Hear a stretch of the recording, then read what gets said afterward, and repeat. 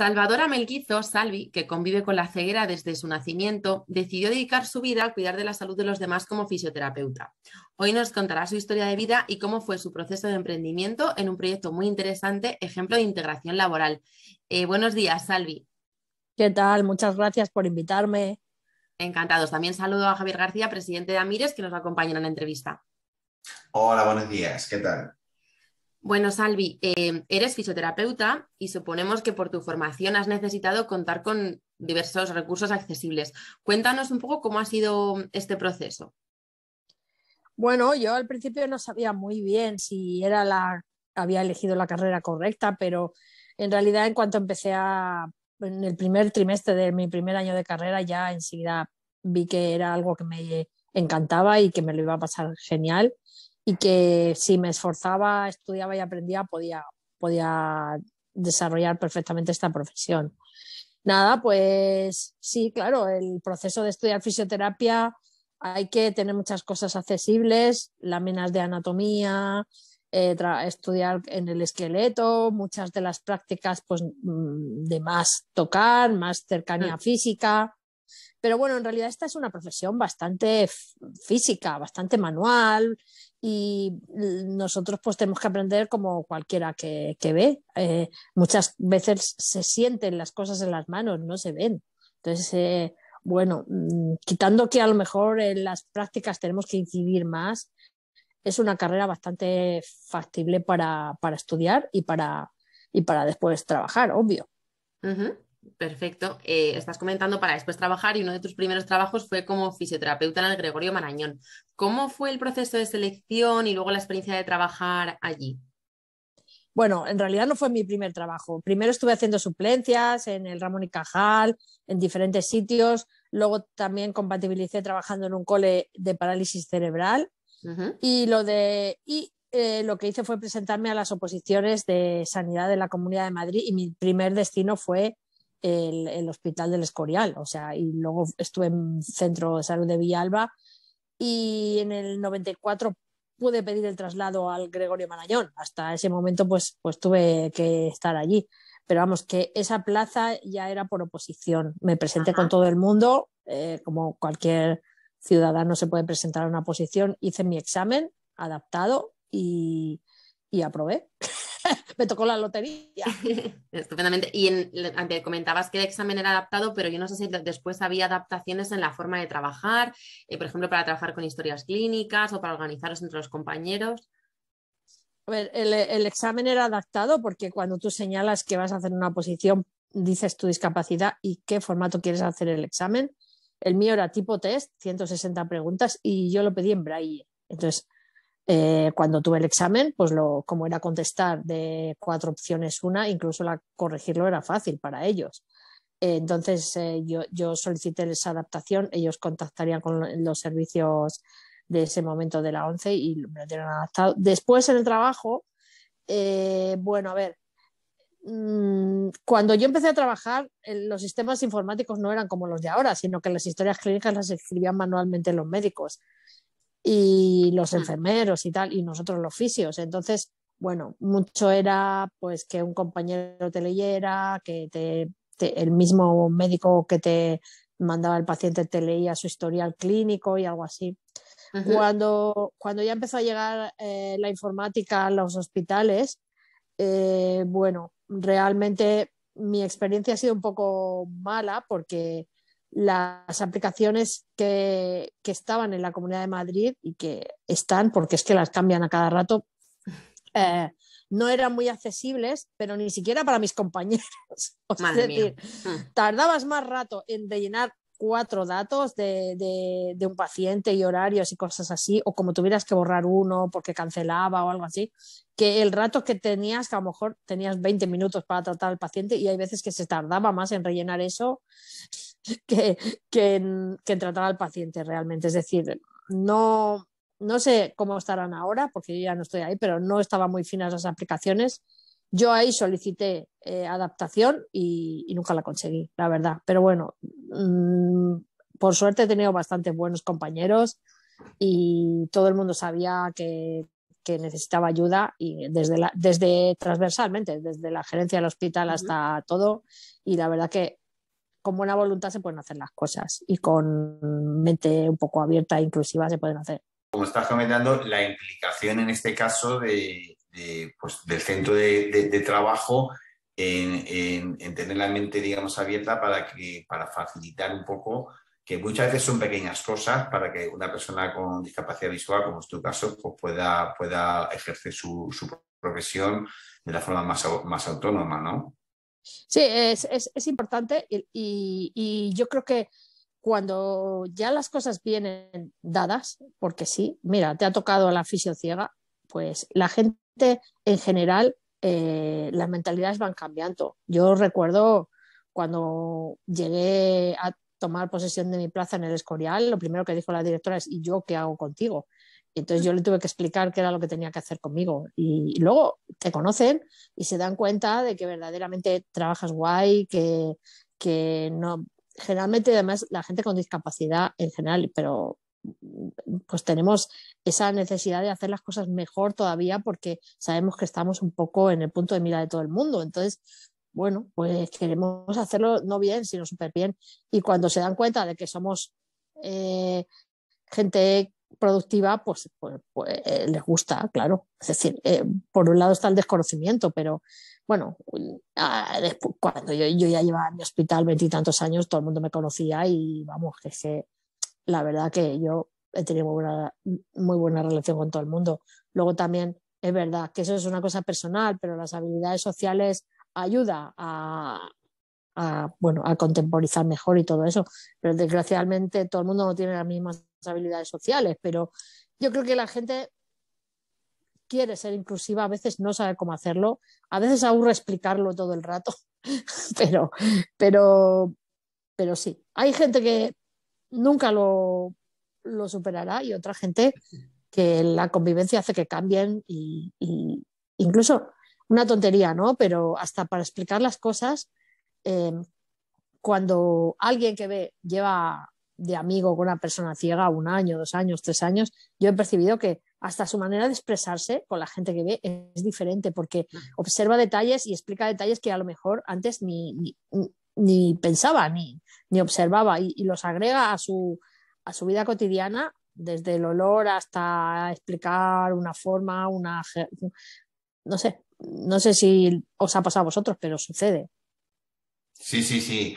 Yo también que tengo, pues, también estoy afiliado a la OMS y todo, pues también entiendo que cuando convives con personas videntes, al final hay como una sinergia, ¿no? De estar pensando de que las palabras tienen que tener un contexto diferente, unas son más diferentes, se expresan diferentes, actúan diferente.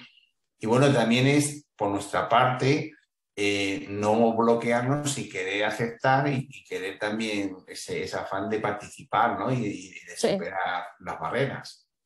exacto, el relajarnos y contar con que, bueno, pues aquí hemos venido para hacer flexiones todos, los que ven y los que no ven, y cada cual tiene su piedrecita en su zapato. Entonces, bueno, pues tenemos que aprender a convivir con ello y manejarnos de la mejor manera posible. Ujú.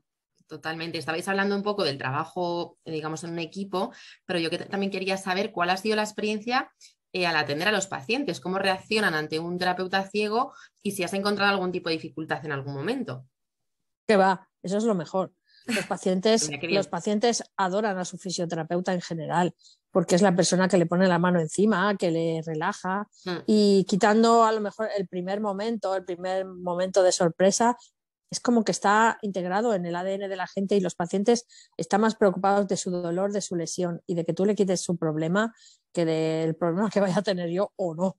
Entonces, en el momento en que se tumban en una camilla, tú le relajas un poco el brazo, la espalda, la rodilla, lo que sea, y cuando ven su mejoría, lo que menos les importa es si yo veo o no veo, todo lo contrario. Creo que la gente es súper orgullosa. Yo tengo he tenido a lo largo de mi vida profesional muchísimos pacientes, todos súper agradecidos y vamos, no puedo decir nada a ese respecto.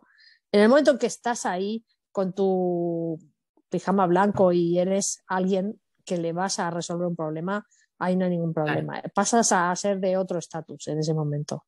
Es como cuando ves al director del banco fuera tomando cañas y luego lo ves en el banco, ¿no? Es otra cosa.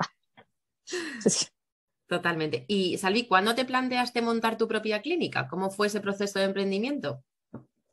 Bueno, ese proceso de emprendimiento fue un poco tortuoso porque primero éramos 4 socios y en ese momento me venía fatal a mí porque acababa de comprarme casa y tenía mucho lío, acababa de tener mi primera perrería y tenía, pues, bueno, era complicado, pero mis amiguetes me dijeron, hombre, venga, vamos a hacerlo, que esto puede estar chulo, que tal, que solo puedes dedicarle unas horas y bueno, lo hice. Y poco a poco ellos se fueron bajando del proyecto y al final me quedé yo sola, porque, a ver, no podía, había un préstamo y yo sola tenía mi hipoteca y era incompatible, si cerraba yo todo, era imposible pagar el préstamo y la hipoteca. O sea que era una necesidad imperiosa continuar sin saber un poco el riesgo que iba a tener, ¿no? La inconsciencia es lo que tiene, ¿no? Y bueno, la cosa salió bien, me quedé sola, ellos se fueron yendo, me quedé sola y ya en el año 2000, el 1 de marzo, empecé sola, así. Empecé cogiendo fisios primero de becarios y poco a poco pues se fue creando lo que es ahora. ¿Y por qué decidiste que el personal tuviese discapacidad visual? Yo no sé si hay pros y contras de esta decisión. Bueno, a ver, he tenido de todo, ¿eh?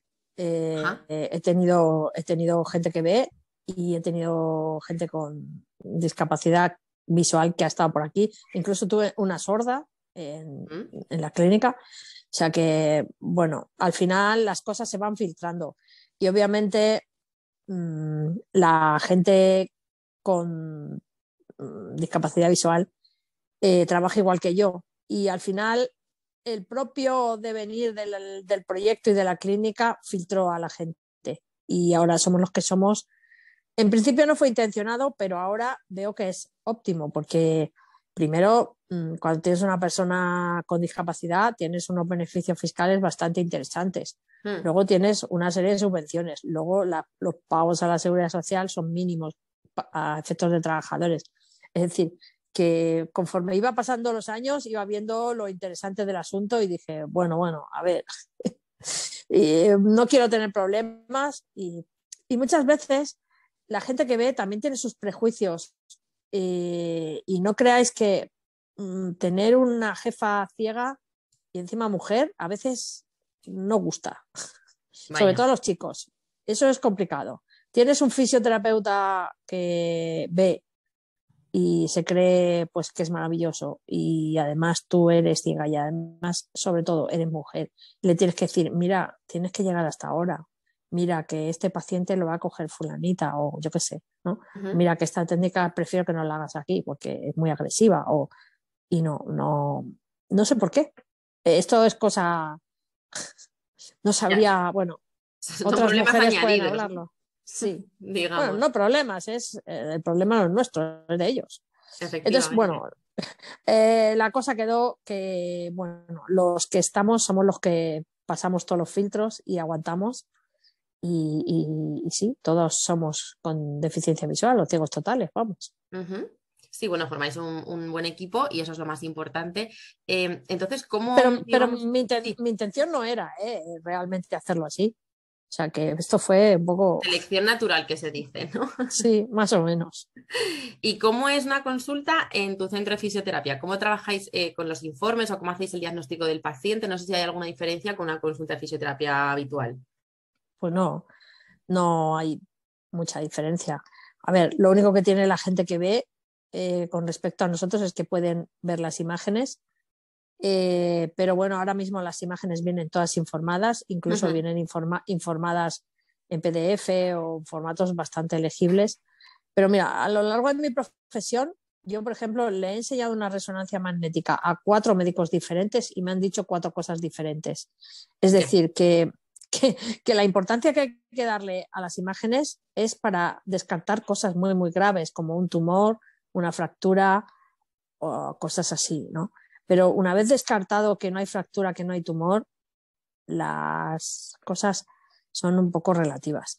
Y tenemos la ayuda de los informes, pero más importante es la exploración física y cómo se siente el paciente, obvio.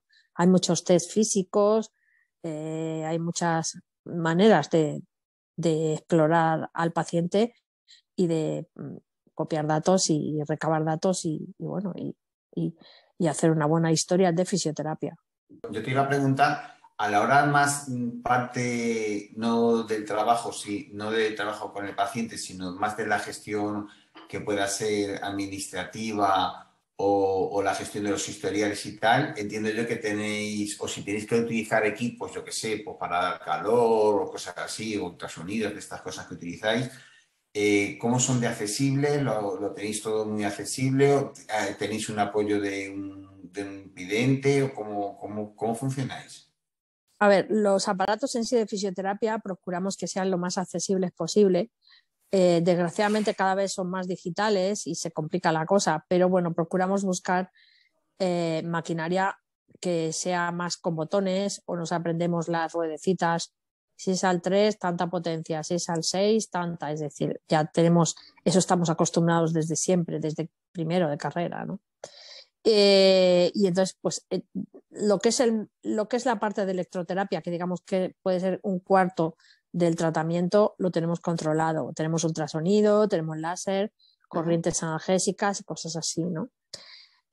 Por otro lado, la parte administrativa, bueno, tenemos un ordenador con los lectores de pantalla y tal.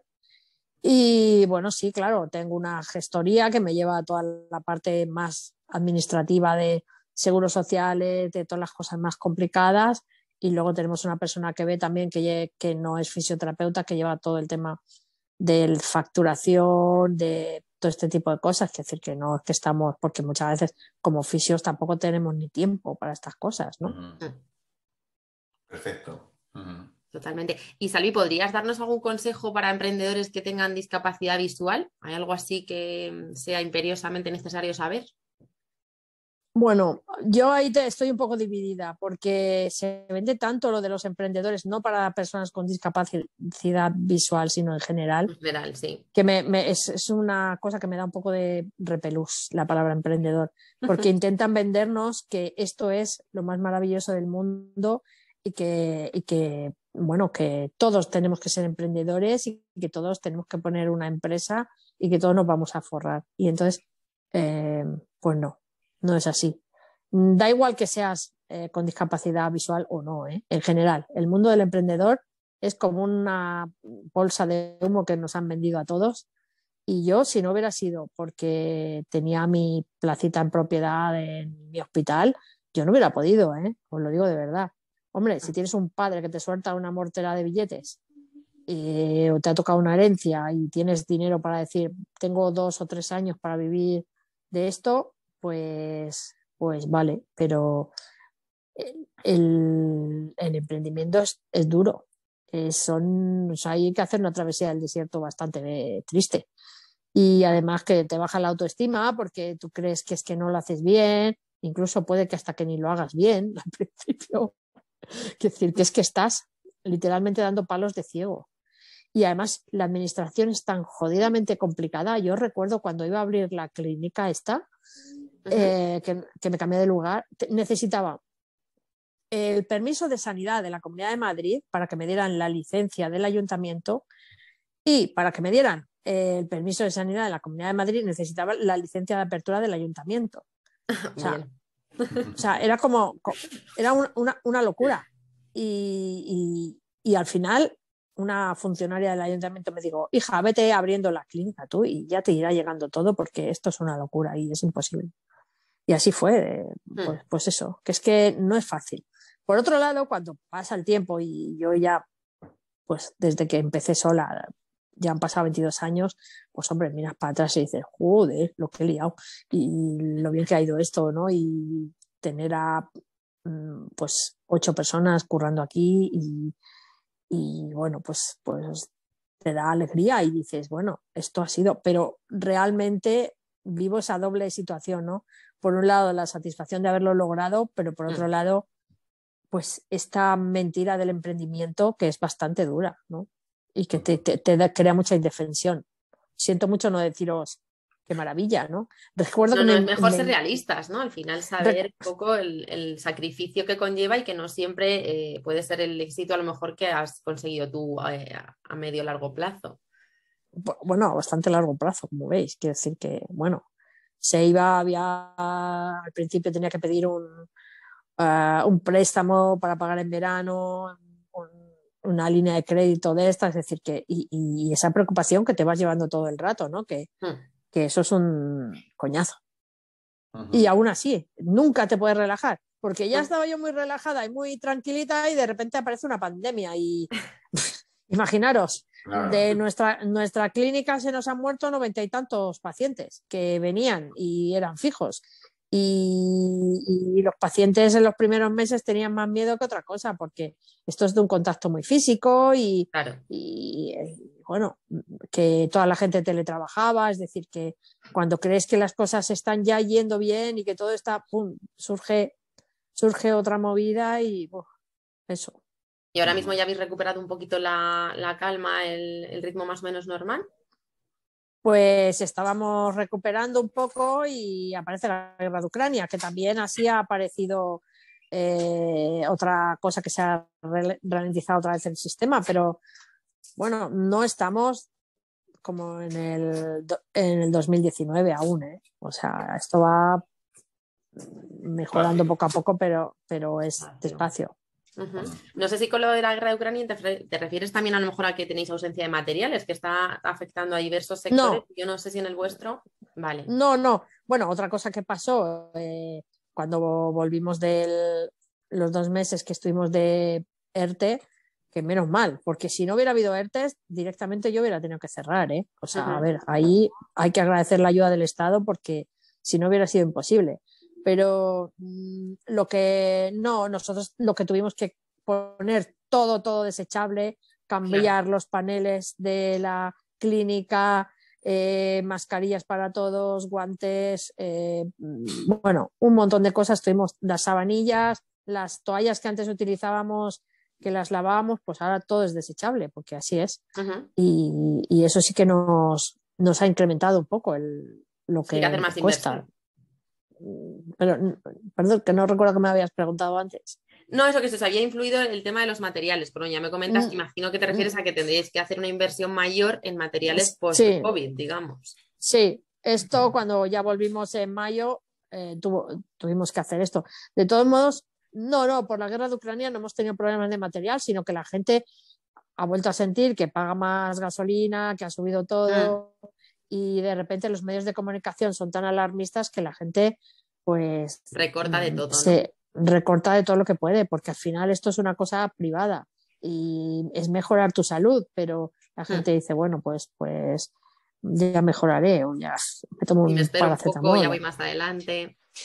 Hablando de los pacientes, tengo una duda. Hemos hablado de qué pasa porque el fisioterapeuta es una persona con discapacidad, que ya sabemos que es todo totalmente normal para los que nos estén escuchando, pero yo quiero saber si hay personas con discapacidad visual que presenten unas patologías como, digamos, propias o habituales. Pues yo creo que sí. O sea, la gente con discapacidad visual tiene una tensión caminando por la calle mucho mayor que otra gente. Y también está la gente con deficiencia visual literalmente, que dependiendo de la patología que tenga puede crear unas contracturas u otras. Si ve más de un ojo que de otro, si ve más por la parte periférica, si ve más por el centro del ojo, si tiene que acercarse más a leer, que le incida la luz o no. En fin, que hay muchas y muy diferentes lesiones y obviamente la gente con deficiencia visual tiene mucha más tensión muscular y más dolor de espalda que otra gente. Eso es cierto, aunque bueno, deberíamos cuidarnos más, también es cierto, porque a la gente con deficiencia visual le pasa como a la gente que ve que prioriza otras cosas, pero sustituye una caña o dos por una sesión de fisioterapia y debería ser al revés, ¿no? Quiere decir que esto es salud al final Mm, y bueno, pues totalmente. Javier, no sé si tienes alguna pregunta más para Salvi. No, yo creo que ha quedado muy claro y agradecer a Sari porque ha quedado, ha quedado muy bien el testimonio suyo y bueno, pues una plena integración desde tanto a nivel cuando estaba como trabajadora a como está ahora como llevando la gestión de una clínica. O sea que, y felicitarla por todo este esfuerzo, por ese esfuerzo de superación personal en todos los sentidos. Entonces, nada, agradecer que haya compartido el testimonio suyo con nosotros, que seguramente a otras personas también le va a servir un poco pues, para darle ánimos y para que esas barreras que a veces nos ponemos nosotros mismos, pues intentar superarlas. bueno, yo quiero aclarar que las barreras nos las pone la gente. Hay que tener esa mentalidad. Mm. O sea, las barreras no nos las ponemos nosotros. Nosotros lo que podemos tener es complejos, miedos, inseguridades, pero las barreras nos las pone la gente. Yo lo tengo clarísimo. Es decir, si yo no he hecho muchas más cosas es porque a lo mejor la gente ya me ha bloqueado. No, esto ni de coña. O sea, que hay que tener un poco de esa percepción, porque a veces nos hacemos culpables nosotros de cosas que no nos corresponden. Y nosotros o hemos nacido así o nos ha tocado la lotería de perder la visión o parte de la visión y hacemos un esfuerzo muy grande. Y la gente se queda en el rollo ese de la pena en vez de pensar en Mm, el trabajo que estamos haciendo y lo que tiramos para adelante, ¿no? Entonces, y que además puede que tengamos más orgullo, más prurito y hagamos mejor las cosas que otra gente, que se lo han llevado muerto, ¿no? Perdón la expresión, ¿no? Pero... Mm. No, sí, aclarando un poco, o sea, totalmente de acuerdo contigo con lo que comentas. Lo que pasa que a veces dices, o me lo tienen que dar hecho, o también está la postura de decir, me acomodo en mi problema, lo que sea, y no intento intento superarlo, ¿no? Que también cae en esas dos fases. Efectivamente, las barreras están en el en la propia sociedad, cómo está organizada, que muchas veces pues, deja de lado a un montón, excluye a un montón de personas porque simplemente tenemos una diferencia con los demás en algunas cosas, en temas visuales, otros en temas de movilidad, etcétera, ¿no? Entonces no se A dan ver, cuenta. zánganos hay, y el zángano no le va a gustar escuchar esto, ni vuestras entrevistas en absoluto. El que tú dices, No, eso está claro. este perfil que tú dices del tío este que espera que se lo den todo hecho y le paguen la no contributiva y no se mueve de casa y que le acompañe su padre o su hermano o su novio, pues ese no le va a gustar nada oír Pero hay vuestras otras muchas entrevistas. personas que sí, hay otras muchas personas que Para están con ese, muchas para ese no ganas. estáis vosotros. No, hay que, mira, esto como tú lo has contado muy bien, nos ha tocado esto y a lo mejor pues es una lotería, o sea, nos ha tocado perder la vista, nos podría haber tocado otra cosa y nos tocarán otras cosas seguramente y de esto pues nos hace fortalecernos como personas o nos hace o podemos ayudarnos a crecer como personas y de ahí seguir trabajando para lo que queramos ser cada uno de nosotros. No es una No, excusa claro, la en elección, nosotros está en quedarnos en un rinconcito o seguir para adelante. eso es. Yo siempre lo digo, a ver, yo soy de un pueblo de Granada, de un pueblo que se llama Durcal. Si yo hubiera nacido una persona vidente, pues me habría quedado en mi pueblo, como se quedó toda mi familia, ni siquiera hubiera estudiado, me habría casado a los 21, 22 años, tendría 2 o 3 hijos ya y ahora tendría hasta nietos igual, ¿no? O sea que muchas veces las cosas que nos suceden nos cambian la vida y nos hacen vivir de otra manera y a lo mejor de forma más intensa, ¿no? Y más proactiva y más productiva y más emocionante también. O sea que nunca se Totalmente. sabe por dónde viene la cosa. Me quedo con ese mensaje, me gusta mucho. Efectivamente, lo importante que es la actitud. Pues con esto vamos a terminar con este mensaje tan positivo y muchas gracias a ambos por esta charla tan interesante, en especial a Salvi por compartir con nosotros, bueno, su historia de vida, su experiencia profesional y todos esos conocimientos que seguro son de utilidad para muchas de las personas que nos están escuchando. Así que os mando un saludo a ambos y a todos los que nos estén viendo. Eso, y poner publicidad en mi clínica, que necesito pacientes. enlaces. Perfecto. Sí, Ponemos el claro, enlace sí. en el vídeo, abajo en las leyendas estará puesto el enlace a la página de De hecho, la puedes clínica. decirlo si quieres, Sí, Salvi. sí. No tenemos ningún problema. Sí, mira, estamos en Chamberí, en Madrid, y, bueno, tenemos nuestra página web que es fisiosmterapia.com y también, si queréis, el teléfono 91 447 2192. Somos muy buenos, ¿eh? Seguro que sí. Venid y probad.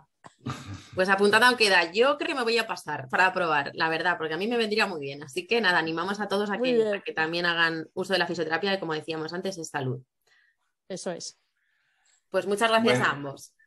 Muy bien, vale, adiós. hasta luego.